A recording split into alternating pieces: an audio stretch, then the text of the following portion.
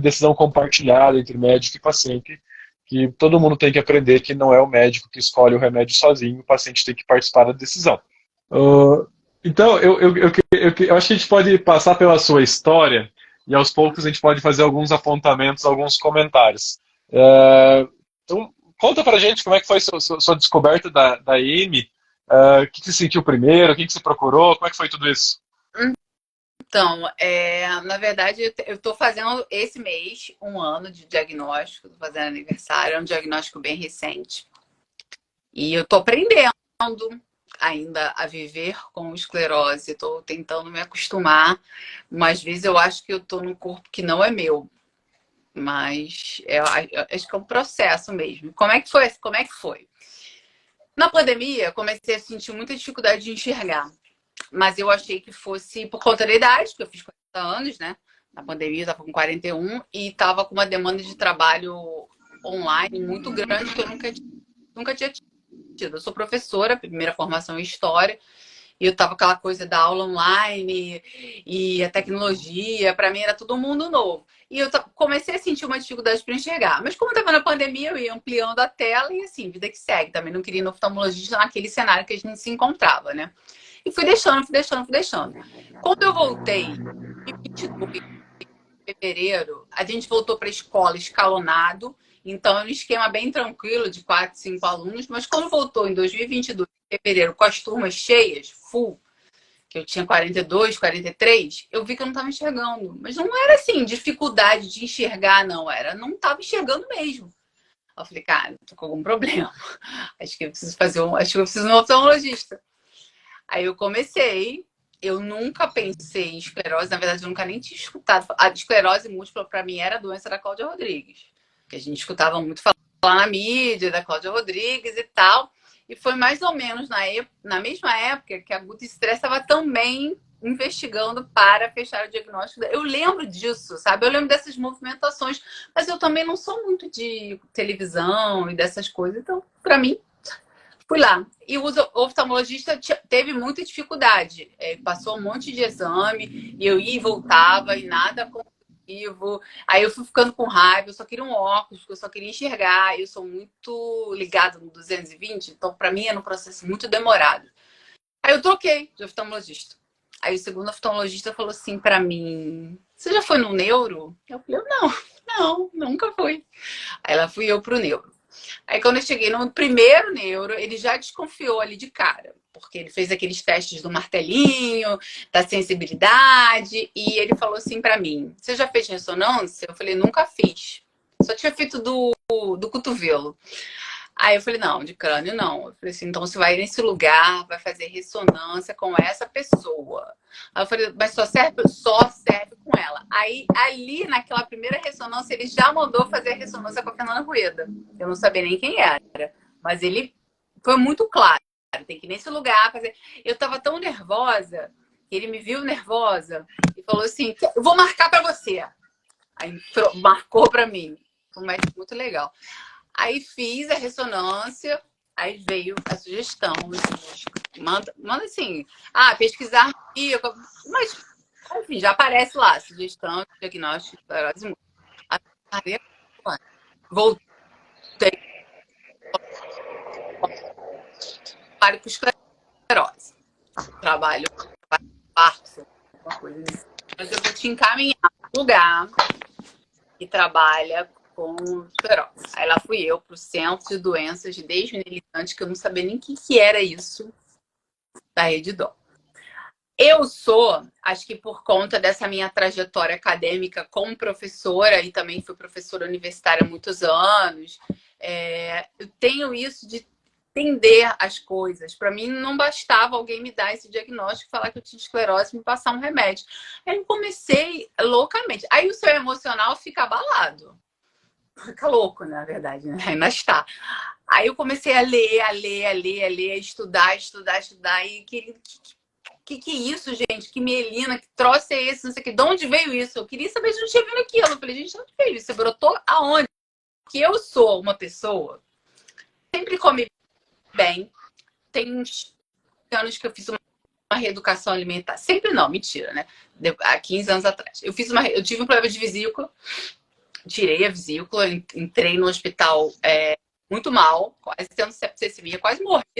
Aí eu prometi, eu falei, cara, se tudo der certo, eu vou comer bem a vida inteira. Aí eu fiz uma reeducação alimentar, foi em 2010 isso. E emagreci 18 quilos. Eu era gordinha, gente. E nunca mais engordei, nem quando eu engravidei. Aí eu comecei, eu sou muito intensa, né? Aí eu virei da rainha do junk food a plant-based. Mas eu não consegui entender por que eu tinha. Cara, eu falei, gente, eu faço exercício, eu como direitinho, eu bebo muito pouco, eu não fumo, nunca fumei, por que eu tenho esse negócio? Aí comecei, Epstein-Barr, é isso e aquilo, né? Aí fui lá pra doutora lá do desvio. Aí ela passou um monte de exame, né? Porque é um diagnóstico de exclusão, né? Hoje em dia, há um ano atrás, eu fiquei até com raiva dela, sabe? Mas hoje em dia, eu vejo que o procedimento da médica foi bom. Ela de cara fez para corrente, falou, olha, essa doença é altamente ativa, você tem que começar com medicamento de alta eficácia. Então, assim, dado, né, o conhecimento que eu tenho hoje, eu vejo que não foi ruim, né? Porque poderia ter me sugerido um remédio baixa eficácia, digamos. Só que o problema foi esse. Aí eu já estava muito intensa, eu estava lendo, falei, eu quero esse, já estava escolhendo remédio. Aí eu esbarrei nisso. Foi o que o doutor Matheus falou, da necessidade de ter uma conversa com o médico. Ela que escolheu o seu remédio, ela só deu uma opção para você, não deu 2, 3, 4 opções, deu uma. Não, ela falou assim, tem que ser de alta eficácia. Já começou assim, tem que ser de alta... Não é errado, beleza, mas ela tem me explicado por que tem que ser de alta eficácia. Tem que ser de alta eficácia e tem que ser este remédio. Eu falei, não, doutora, mas esse remédio eu não quero. Não, mas você não tem que querer. Começou. Aí eu falei, como assim não tem que querer? Aí eu achei aquilo tudo muito esquisito e tal, não tenho que querer. Eu falei, mas eu que vou tomar o remédio, doutor. Não, mas não tem outro. Eu falei, tem sim. Aí depois eu já cheguei com um caderninho. Eu chegava nas consultas, que eram bem demoradas até. Eu era bem atenciosa, mas um pouco impositivo. Chegava com o caderninho e falava assim, pesquisei esse, eu quero esse. Ela, não, esse não dá. Por que esse não dá? Porque é impagável. Aí eu falei, mas primeiro que ela não me conhece, como é que ela sabe? Se eu fosse milionária, eu não sei, tivesse como bancar, tudo bem, não é possível, é impagável mesmo, mas até para te dizer que é impagável, tem que me dizer por quê. E como eu tenho essa trajetória de tentar entender que tudo para mim tem que ser muito explicado. Jamais, se eu saio, minha primeira sensação, aí eu falei, não, vou procurar outra opinião. Aí foi assim que eu cheguei no Dr. Matheus. Aí eu já estava ensandecida com internet, vi todos, aquele seu canal do YouTube, eu vi todas as aulas, tem várias anotações. Eu não tinha Instagram, eu era totalmente avessa à rede social. Achava que meio perda de tempo, sabe? Bobeira. Perfumaria, sabe pra que isso? Não tinha. Aí eu fiz um Instagram fake da minha cachorra, só pra seguir o Matheus. Aí comecei a seguir. Eu falei, esse cara aqui é legal, eu gostei desse médico. Vou marcar a consulta. Eu tenho gente que não me segue porque tem medo de revelar que tem esclerose. Então todo dia ela vai na lupinha do Instagram, escreve Dr. Matheus e olha meu conteúdo, mas não me segue. Porque não pode mostrar pra ninguém que tá me seguindo. Não, e eu não tive, eu sei que é comum, mas eu não tive, também não é uma crítica a quem teve, mas eu não tive essa fase da negação, em momento algum. De não contar para os outros? Não, nem de negar a doença, que para mim aquilo era muito nítido, porque a ressonância é um exame de imagem, o negócio tá lá, assim, não tinha que discutir, sabe? Tá lá, um monte de cicatriz, como é que eu vou dizer que não tenho, sabe? Eu só queria entender, não tem cura, realmente é uma porrada que você leva de saber que você tem uma doença neurológica degenerativa sem cura. Realmente se a pessoa falar, não tem esclerose, mas tá tudo bem. Não tá tudo bem. Ninguém recebe um diagnóstico desse, fica tudo bem. Não existe. É muito complicado. Mas mais complicado para mim foi iniciar o tratamento. Porque é muita medicação. E, gente, eu sou de humanas. Aí começou imunomodulador, imunossupressor. Eu falei, ai meu Deus, e agora? Eu só queria um remédio, não primeiro momento que me desse menos efeito colateral e me enchesse menos o saco. Por quê? Porque eu sou muito Então, ansiosa. esse encher menos o saco é algo que talvez não combine com o natalizumab, que dentro dos 5 remédios de alta eficácia, talvez seja o que tem. Assim, ele é muito bom, muito interessante. Eu tenho muitos pacientes que usam, mas dentro dos 5, eu acho que ele é o mais chatinho. Uma vez por mês na veia. Porque dentro dos 5 tem comprimidos uma vez por ano, na veia a cada 6 meses, na veia uma vez por ano, na barriga em casa uma vez por mês. Então, dentro dos 5, ele é o que enche mais o saco. Porque é na veia todo mês. Tem que liberar todo mês, pedir aprovação todo mês, tem que se deslocar todo mês, tomar na veia todo mês. Então, já é muito bom. Já é muito, 1000 vezes melhor que tomar interferon, Copaxone, que são injeções 3 vezes por semana. Mas dentro dos 5 remédios de alta eficácia, ele é o que mais enche o saco, nas palavras da Maika. Eu ia ficar. Primeiro que eu já ia achar Fora que a não ia ter. bitolagem do vírus, né? Fora o medo do vírus, né? Não, eu não cheguei nem nessa parte, que até o momento eu não sabia nem da existência desse vírus. Mas eu pensei assim, cara, imagina, eu vou achar que não vai ter o remédio, que não vai chegar, que não vão liberar, que vai estar em falta, que eu vou ter efeito rebote. E eu sabia que eu ia ficar muito mal e a cada 28 meses eu ia ter que lembrar que eu tenho esclerose. Eu achava que podia esquecer. Naquele primeiro momento eu achava que podia esquecer. Mas aí eu falei, não quero esse remédio. Aí comecei a pesquisar. Aí depois desse embate aí que eu tive com a minha primeira neurologista, comecei a pesquisar na internet, cheguei lá, fiz o Instagram, cheguei no Dr. Matheus e falei, vou marcar uma consulta. Foi na época que tinha um formulário assim no seu perfil. E você ia abrir uma comunidade, que era Vivendo Melhor com Esclerose Múltipla, e perguntava até o que achava do nome. Ah, você acha que esse nome está bom? Aí eu preenchi, acho que eu preenchi umas 3 vezes aquele formulário. Aí eu falei, que legal, uma comunidade, deve ter outras pessoas que nem eu, né? Nossa, eu fiquei me sentindo assim, acolhida. Aí fui, marcamos a consulta, isso foi em setembro. Eu fechei meu diagnóstico em agosto. Fez a consulta em setembro, dia 2 de setembro. Eu confesso que eu estava meio desconfiada, porque eu nunca tinha tido uma consulta de telemedicina. E o que eu me pensei assim, gente, como é que eu vou ter um médico lá em Curitiba se eu tiver um troço? Como é que eu vou fazer? Mas eu falei, vou lá pedir uma final, vou ver qual é. Aí fui. Antes, eu pesquisei todo o currículo Lattes do Dr. Matheus, todo. Analisei, vou ou não vou. Eu falei, vou ver qual é. Mas já tinha outras consultas com outros especialistas marcadas. Mas eu falei, vou ver. Se eu não gostar, vou no outro. Fui.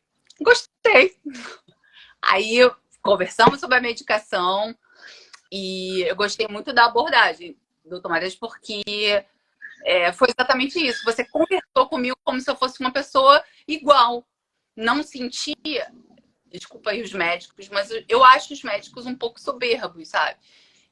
De querer te empurrar um conhecimento, sabe? Eu tinha lido algumas coisas. Quem manda sou eu, quem estudou sou eu que sei qual é o melhor remédio para você.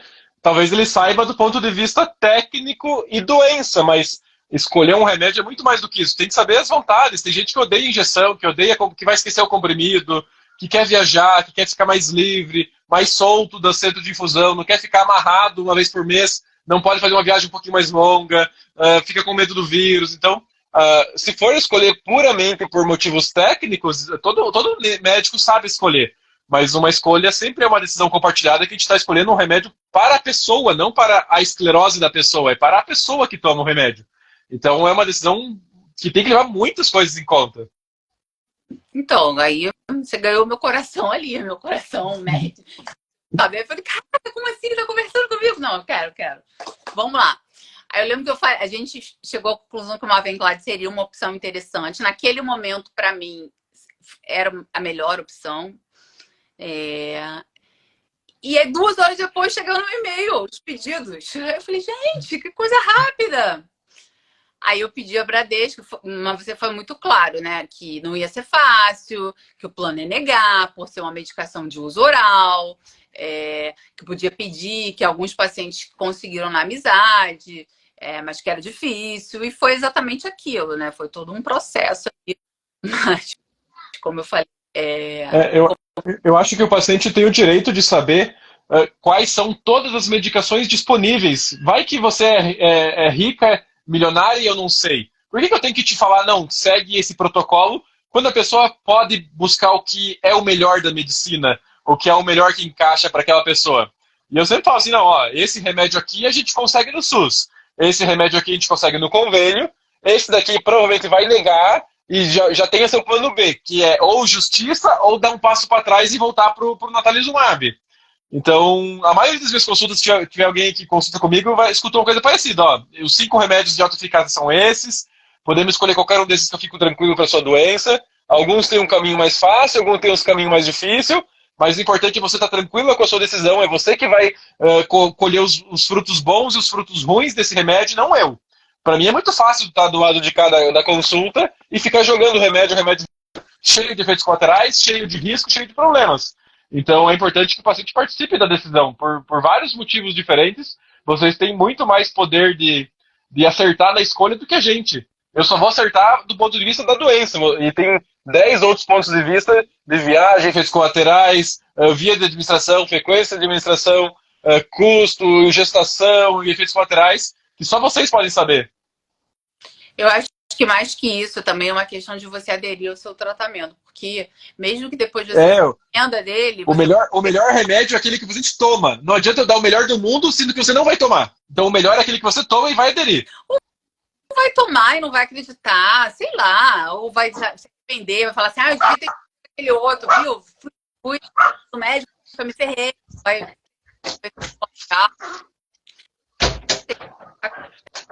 o processo do paciente escolher o próprio remédio, claro que junto com o médico, é essencial para ter adesão, né, ao tratamento. Isso não faz sentido. Eu acho que quando o médico impõe, vocês ficam com muito pé atrás. Por que o médico me obrigou a tomar esse? Será que ele está ganhando alguma coisa? Será que, sei lá o quê? Eu não vou tomar não, vou me enrolar. Vou pegar uma outra opinião antes, do cara enrolar mais 3 meses para começar o tratamento por falta de 5 minutos de conversa, de explicação. Não, aí eu lembro que chegamos no JC.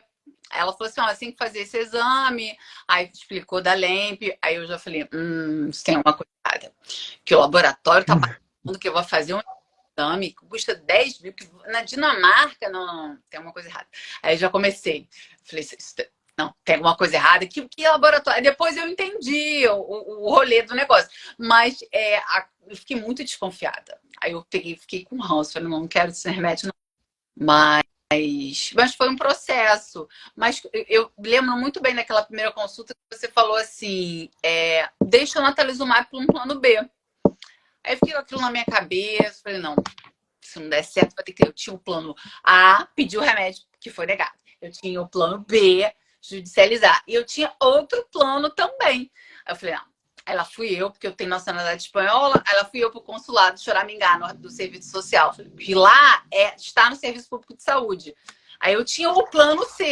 Se tudo der errado, eu vou pra lá pegar esse remédio.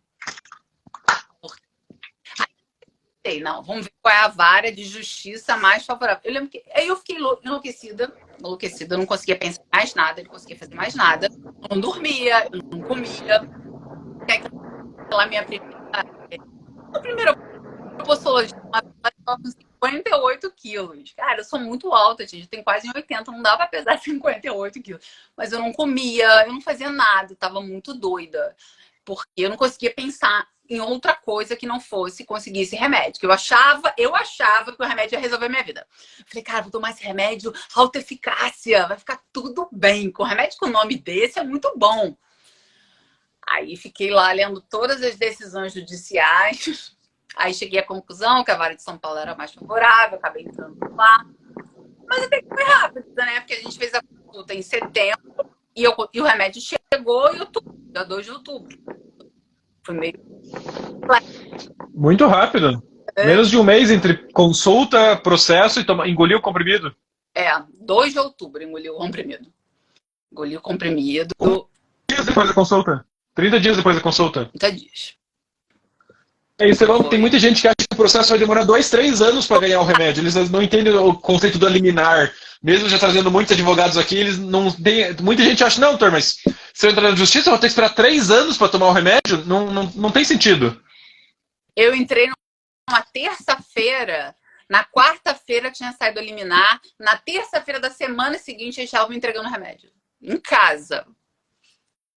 Foi muito rápido. O que acontece é que agora eles estão recorrendo, porque aí o processo vai se encaminhando nos trâmites normais, né?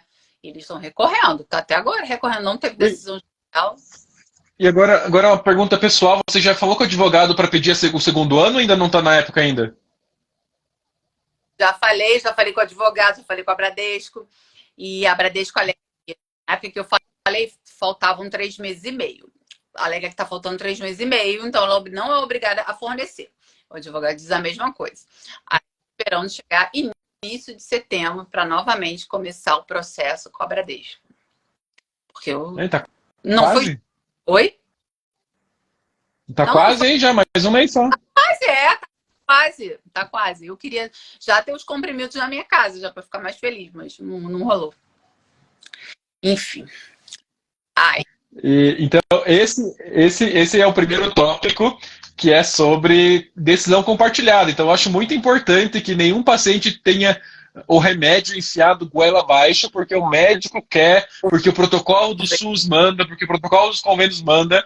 Eu sou a favor de que o paciente conheça pelo menos umas 3 ou 4 opções adequadas para o seu nível de doença e junto do médico decida. Eu odeio agulha. Se eu tivesse uma doença, eu ia odiar que o médico me falasse: Matheus, para sua doença, o único remédio que tem é esse, toma suas agulhadas, pronto e acabou. Eu ia procurar uma segunda opinião, com certeza, eu não ia ficar naquele médico, naquele primeiro. Não existe uma doença, hoje só tem um remédio. E se existe, eu vou escutar isso do segundo médico e do terceiro médico também. Então, é até bom para os médicos, se eu tiver alguém ouvindo, os pacientes desconfiam quando vocês são muito incisivos num único remédio. Não faz sentido. Tem que dar opção, tem que dividir com o paciente. Hoje em dia, a internet está aí, todo mundo entra em grupo, entra na internet, joga no Google, e as pessoas descobrem que não existe um único remédio para a doença delas. Então, sempre vai ter mais de uma opção, e o paciente sempre tem que participar da escolha. Se o paciente estiver fazendo uma escolha muito errada, daí a gente vai intervir. Ó, paciente, não, esse remédio que tu quer escolher não é bom por isso, isso, isso e aquilo. Aí, beleza, você tem que convencer o paciente de que ele está errado. E não simplesmente ganhar tempo de consulta, economizar tempo, e julgar o primeiro remédio que tu quer, mesmo se estiver fazendo uma escolha certa. Mesmo que a médica tivesse: não, Maica, o melhor remédio para você é uma Avenclade, pronto e acabou. Ainda acharia errado.